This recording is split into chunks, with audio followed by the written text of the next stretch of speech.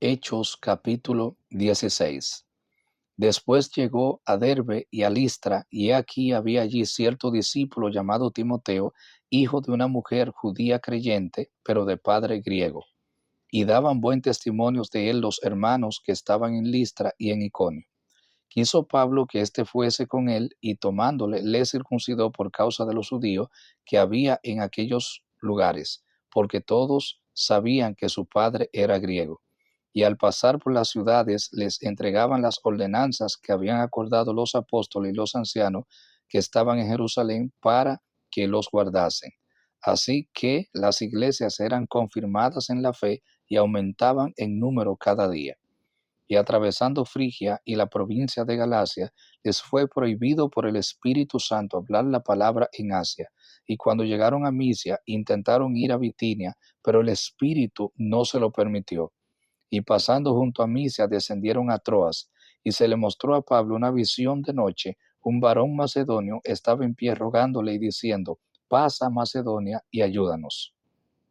Cuando vio la visión, enseguida procuramos partir para Macedonia, dando por cierto que Dios nos llamaba para que les anunciásemos el Evangelio. Zarpando pues de Troas, vinimos con rumbo directo a Samotracia y al día siguiente a Neápolis, y de allí a Filipos, que es la primera ciudad de la provincia de Macedonia y una colonia, y estuvimos en aquella ciudad algunos días. Y un día de reposo salimos fuera de la puerta junto al río, donde solía hacerse la oración, y sentándonos hablamos a las mujeres que se habían reunido. Entonces una mujer llamada Lidia, vendedora de púrpura de la ciudad de Tiatira, que adoraba a Dios, estaba oyendo, y el Señor abrió el corazón de ella para que estuviese atenta a lo que Pablo decía. Y cuando fue bautizada y su familia, nos rogó diciendo: si habéis juzgado que yo sea fiel al Señor, entrad en mi casa y posad. Y nos obligó a quedarnos. Aquello aconteció que mientras íbamos a la oración, nos salió al encuentro una muchacha que tenía espíritu de adivinación, la cual daba gran ganancia a sus amos adivinando. Esta, siguiendo a Pablo y a nosotros, daba voces diciendo: estos hombres son siervos del Dios Altísimo, quienes os anuncian el camino de salvación.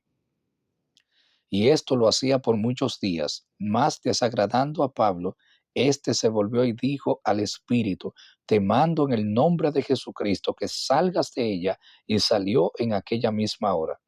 Pero viendo sus amos que había salido la esperanza de su ganancia, prendieron a Pablo y a Silas y los trajeron al foro ante las autoridades, y presentándolos a los magistrados dijeron: estos hombres, siendo judíos, alborotan nuestra ciudad y enseñan costumbre que nos es lícito recibir ni hacer, pues somos romanos. Y se agolpó el pueblo contra ellos, y los magistrados, rasgándoles las ropas, ordenaron azotarles con varas.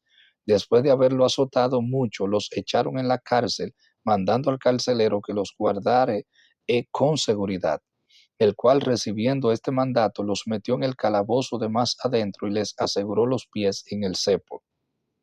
Pero a medianoche, orando Pablo y Silas, cantaban himnos a Dios, y los presos los oían.